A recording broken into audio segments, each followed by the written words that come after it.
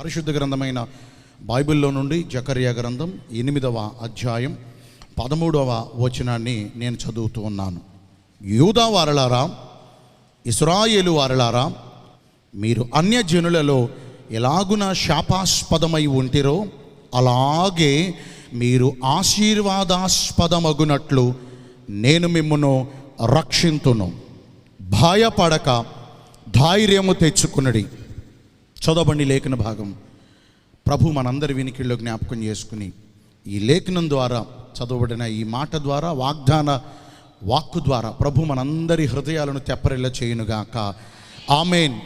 నీతో నాతో ప్రభు మాట్లాడుతున్నాడు. ఒకవేళ ఇక్కడికి వచ్చేటప్పుడు ఎవరైనా అలాంటి పరిస్థితులు ఉన్నారేమో, వీక్షిస్తున్న వాళ్ళు ఎవరైనా శాపగ్రస్తమైన శాపాస్పదమైన బ్రతుకును బ్రతుకుతున్నారేమో, నీకున్న స్థితిని బట్టి అనేకులు నిన్ను చూసి అపహాస్యం చేస్తున్నారేమో, నీ ఇంటోళ్ళే, నీ కుటుంబీకులే, నీ బంధువులే, నీ జనాంగమే, నీ సొంత మనుషులే నిన్ను గురించి అపహాస్యం చేస్తూ చులకనగా చూస్తున్నారేమో. ఒక్కటి గుర్తుపెట్టుకో, మనుషులు నిన్ను చేయి విడిచిన, నీ తల్లిదండ్రులు నిన్ను చేయి విడిచిన యెహోవా మనందరినీ చేరదీసే దేవుడు. స్తోత్రం చెప్పండి. ఆయన అంటున్నాడు, ఆయన ఈ రోజున ఒక వాగ్దానంగా ప్రభు మనకు ఒక వాక్యాన్ని అందిస్తున్నాడు. ఓ సమాజమా, ఓ సంఘమా, ఇంతవరకు మీరు ఎలాగున శాపాస్పదమైన బ్రతుకును బ్రతికారో, శాపగ్రస్తమైన జీవితాన్ని అనుభవించారో, ఇది మొదలుకుని నేను మిమ్మును అనేకులకు ఆశీర్వాదాస్పదంగా, శాపాస్పదమైన బ్రతుకులలో నుండి ఆశీర్వాదాస్పదమైన బ్రతుకులలోనికి ప్రభు మనందరినీ నడిపించునుగాక. అసలు ఎంతకే శాపాస్పదమైన జీవితాలు ఎలా ఉంటాయో ఓ 2-3 మాటలు మీకు చెప్పి తర్వాత వాక్యం చెప్పి నేను ముగిస్తాను. లూసిఫర్ శపించబడిన తర్వాత తన ప్రధానత్వాన్ని, తనకున్న ఘనతను కోల్పోయాడు. ఇక్కడ కూర్చున్న మనలో నిన్ను దేవుడు ఎంచుకుని ఒక చక్కని తలాంతి ఇచ్చాడు, ఒక చక్కని పని ఇచ్చాడు, ఒక చక్కని బాధ్యత ఇచ్చాడు, ఒక చక్కని ప్రధానత్వాన్ని ఇచ్చాడు. ఎవరికి లేదు సంఘంలో, నీకే ఇచ్చాడు ఆ ఘనత. శపించబడితే మాత్రం ఆ ఘనత పోద్ది. రెండవది, ఆదాము అవ్వలు మొట్టమొదటి మానవులు వీరు. ఏదేను అనే వనములో పెట్టాడు దేవుడు వీళ్ళని తీసుకెళ్ళి. ఉల్లాసము, ఉత్సాహము, సంతోషము, ఆనందము, సుఖవంతమైన జీవితం. కానీ ఎప్పుడైతే శపించబడ్డారో తండ్రి ఆజ్ఞకు వ్యతిరేకించి ఈ అనుభవాలన్నీ కోల్పోయారు. కయ్యూను ఉన్నంతకాలం బాగానే బ్రతికాడు. కానీ ఎప్పుడైతే తన తమ్ముడిని చంపి నేరం చేశాడో, దుష్క్రియ చేశాడో, తండ్రి ద్వారా శపించబడ్డాడు. దేశ దిమ్మరిగా ఇక్కడ ఈ జీవితానికి ఎక్కడ స్థిరత్వం లేదు. ప్రపంచం మొత్తం చుట్టి అతనాడు. దేశంలో ఎక్కడ స్థిరత్వం లేదు, నెమ్మది లేదు, ఇటు బ్రతుకు స్థిరత్వం లేదు.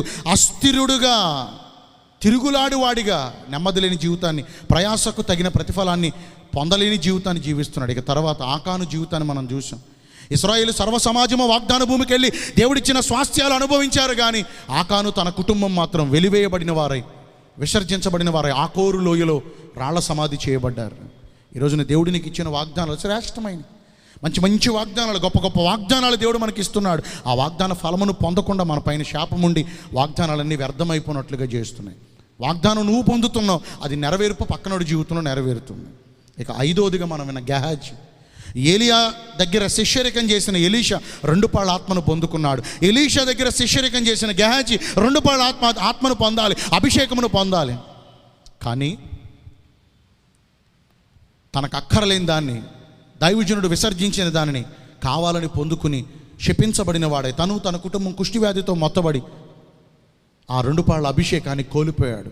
దేవుని అభిషేకం ఉంటే చీకట్లో వెలుగు, శత్రువుతో జయము, ఏ పరిస్థితుల్లోనైనా నెమ్మది. కానీ దేవుని అభిషేకాన్ని కోల్పోతే ఒంటరి వారిగా మిగిలిపోతాం. నమ్మిన వారి దేవునికి స్తోత్రం చెప్పండి. ఇదండి ఇప్పుడు 5 అనుభవాలు మీకు చూపించానండి.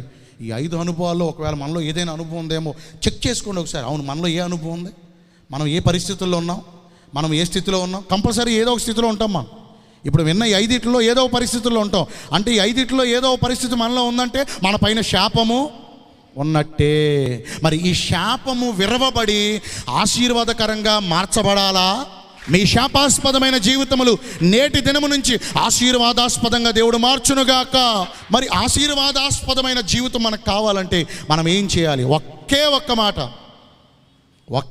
మాట మీకు చూపించి వాక్యాన్ని ముగిస్తే, హెస్కేలు గ్రంథం 18వ అధ్యాయం 30వ వచనం 31వ వచనం. అమ్మా, కాబట్టి హోలీ ప్రేయర్ మినిస్ట్రీ సంఘ విశ్వాసులారా, ఎవని ప్రవర్తనను బట్టి నేను వానికి శిక్షను విధింతును.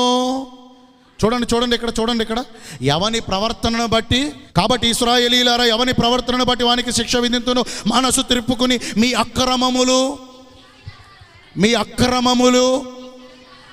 చెప్పాలి, మీ అక్రమములు మీకు మీ శిక్షకు కారణము కాకుండానట్లుగా వేటిని విడిచిపెట్టాలి? ఏ అక్రమాలు చేయటం వల్ల మనకి శిక్ష, మనకి శాపం కలిగిందో ఆ అక్రమాలు విడిచిపెట్టాలి. అంచేత శాపాస్పదమైన నీ జీవితం ఇది మొదలుకొని ఆశీర్వాదాస్పదంగా మారాలంటే అక్రమమైన వాటిని విడిచిపెట్టు. ఈరోజే నీ జీవితాన్ని దేవుడు ఆశీర్వాదాస్పదంగా మారుస్తాడు. దేవుడి కొద్ది మాటలు మనందరి వినికిల్లో దీవించి ప్రభు మనందరి పైన ఆశీర్వాదపు జల్లులు కుమ్మరించునుగాక. ఆమేన్.